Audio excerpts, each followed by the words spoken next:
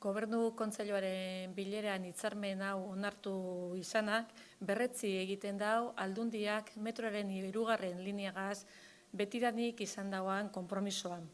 Esan genduan, obra hau ezala geldituko eta esandakoa bete egiten dugula erakutsi dugu.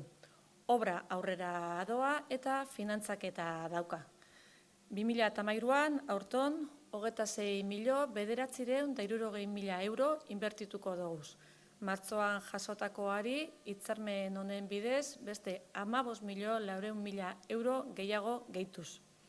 Datorren urtean, 21 milioi euro inbertituko doguz, eta geroko bi ekitaldietan jarraitu edo handitu egingo dugu kopuru hori, 2016ra bitartean guztira 85,3 milioi euroko ekarpena egingo dugula.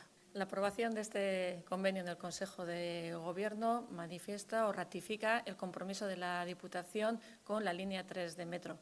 Dijimos que era una obra que no se iba a paralizar y hemos demostrado que cumplimos el compromiso. La obra sigue adelante y tiene financiación. Durante este año 2013 vamos a invertir 26.960.000 euros.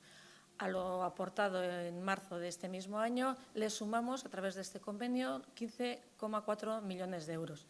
El año que viene destinaremos a este proyecto otros 21 millones de euros y así en los próximos ejercicios hasta el 2016 con una aportación total durante estos años de 95,3 millones de euros.